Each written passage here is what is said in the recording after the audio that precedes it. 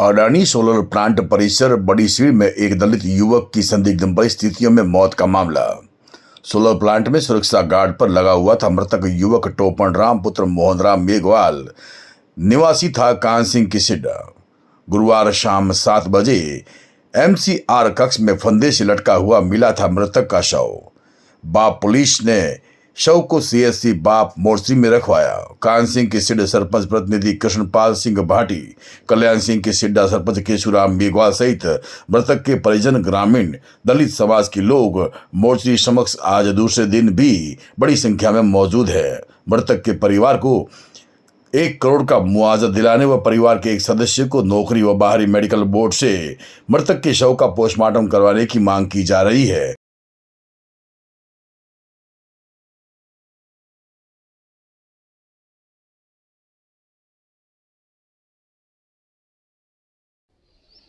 ये टोपन राम जी का संदिग्ध मामले में हम पहले सुबह सूचना मिली कि सोलर प्लांट या जो अडानी कंपनी का है, बड़ी सीड ग्राम पंचायत में स्थित है, ये एक सिक्योरिटी गार्ड के रूप में काम कर रहा था।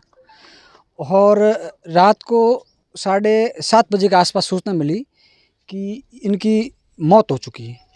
जबकि 4:30 बजे के आसपास परिवारजनों से इनसे बात की है और उसके उपरांत परिवार के लोग वहाँ गए तो उनसे पहले ही पुलिस विभाग और कंपनी वाले इनको उठाकर डेड बॉडी लेकर हॉस्पिटल मोर्चरी ला के रख दी गई। तो हमें इसकी जानकारी मिलने के बाद हम लोग आए, एक्टिव हुए, तो हमें ऐसा संदिग्ध मामला लग रहा है, इसलिए हम लोग सब यहाँ आए और सुबह से 2-3 बार वार्तालाप हुई है। वार्तालाप 3 मांगों पर सहमति बनी और एक आखिरी उनके परिवार को संबल प्रदान के लिए कोई बात हो रही थी, वो विफल हो रही बार। उसके लिए कंपनी कोई तरह की बात नहीं कर रही। बॉडी को जब उतारा गया या लाया गया तो क्या परिजनों को सूचना नहीं दी गई? नहीं, परिजनों को सूचना नहीं दी गई। सूचना ग्राम पंचायत के सरपंच को भी कान सिंह सीड को नहीं दी गई। तो बाद में पता चला तो ये लोग सूचना मिलते ही जो सरपंच साहब कान सिंह सीड पहुँचे 12-13 मिनट में, उनसे पहले ये डेड बॉडी लेके सामने आ गए। जहाँ ये घटना हुई वहाँ से मृतक का मकान कितनी दूर? करीबन 1.5-2 किलोमीटर की दूरी है।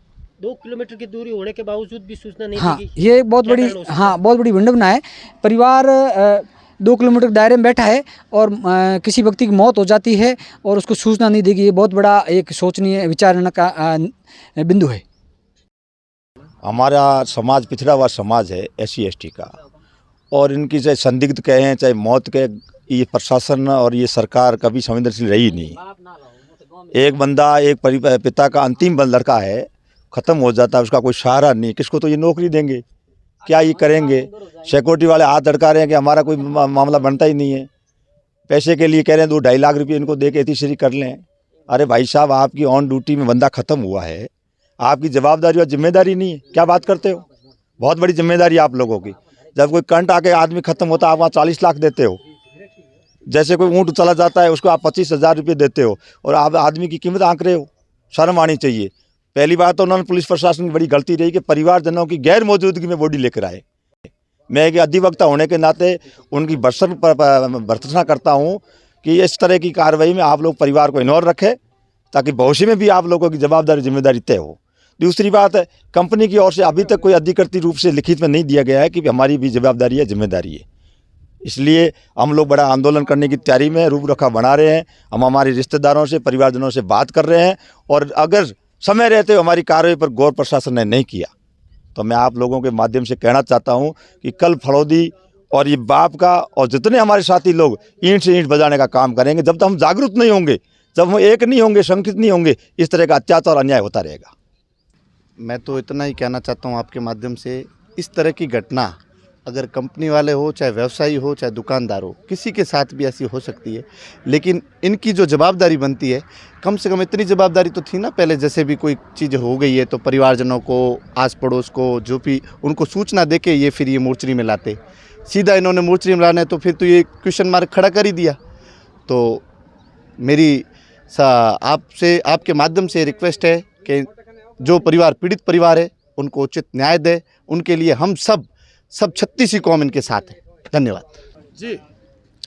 जो आज सुबह से यहाँ मोर्चरी आगे धरना चल रहा है, जिसके तहत प्रशासन कोई कार्रवाई नहीं कर रही है और उस कार्रवाई के तहत आज हम यहाँ इकट्ठे हैं। शाम होने को आ गई है, सबसे पहले मेरे प्रशासन से मांग करता हूं कि जो थाना अधिकारी बॉडी को कंपनी के फ़ोन के माध्यम से लेकर के यहाँ मोचरी ला के आए हैं, सबसे पहले उस थाना अधिकारी के खिलाफ सख्त कार्रवाई हो, उसको लाइन में भेजे।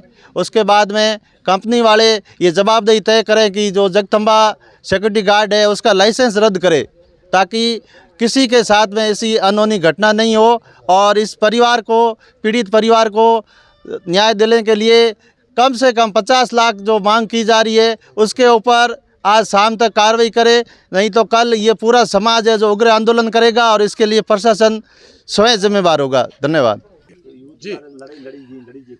आज हम लोग कब सुबह से करीब 10 बजे से यहाँ उपस्थित है 200 की संख्या में।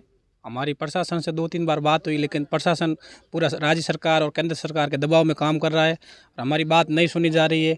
हमारे परिवार से एक व्यक्ति चला गया, उसके बावजूद भी प्रशासन हमारे ऊपर दबाव बढ़ा रहा है कि आप छोटा मोटा मुआवजा लेके ये बॉडी उठा लो। ये हालांकि गलत है और हम प्रशासन को झुका के हमारी मांगे मना के यहाँ से उठेंगे। क्या मांग थी जो नहीं मानी गई?